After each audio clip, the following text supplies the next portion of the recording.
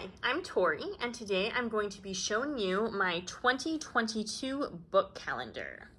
So this year I used the A Knock at the Door calendar by Angie Sullins, and it's this really fun kind of fantasy art. All of the drawings are just very fantastical and very mystical. And then every month has a beautiful picture and then an inspirational quote.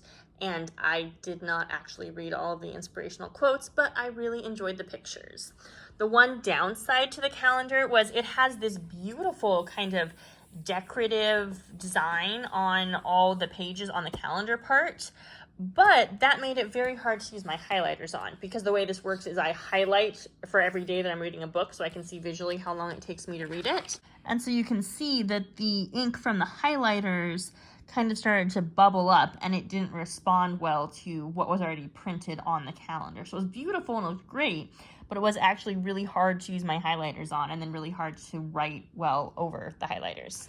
So January had this sort of snowflake fairy.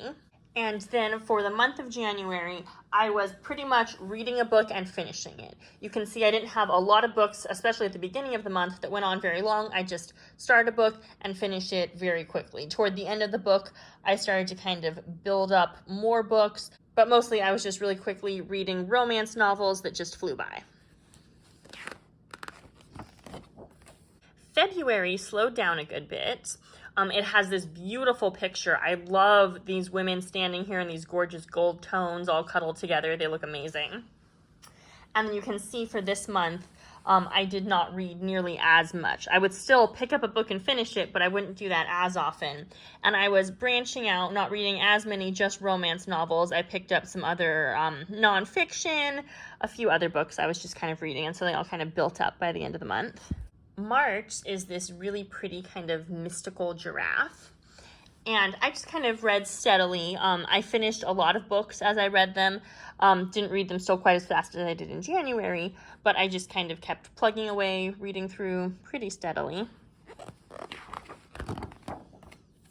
And then I love the picture for April. It's this beautiful kind of water horse with a mer person. I just think that's so magical. And then I started the month off with quite a few books already going. So I started kind of slowly working my way through those, and I picked up a few books and finished them. And so it was pared down, so by the end of the month there were a few less that I was reading. May is this beautiful maiden cradling a unicorn's head in her lap, and they both look very happy and very contented in their little forest. And then you can see I was reading fewer books by May. I'd gotten it more pared down, so I just read several at a time. And I'd go through and kind of finish them as I read them. They built up a little bit by the end of the month, but still I was reading them pretty steadily.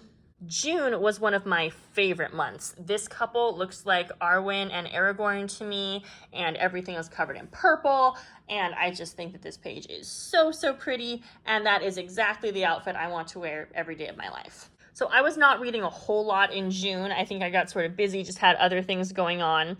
So you can see I picked up a few books, I finished a few books, but it was a pretty slow month. And then I was harder on this calendar than I am on most calendars, and the pages actually started to come loose. July is this very fantastical forest nymph. And then you can see I kind of started picking up. I was reading much more steadily again this month, just kind of picking up a book, finishing it, built up a good little supply of books I was reading, and just kind of made steady progress throughout the month. August is the picture from the cover of the calendar with this girl and her fox staring through a doorway into space. And I had built up quite a few books by the start of this month. So I was reading several different kind of longer ones. I was reading a Wheel of Time book. I was reading a Stephen King book, a Terry Pratchett book.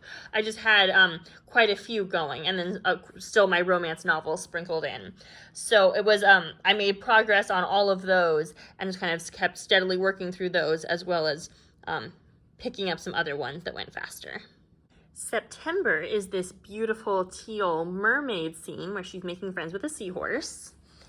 And here I had started, I started off the month with quite a few books still built up, so I mostly kind of finished those.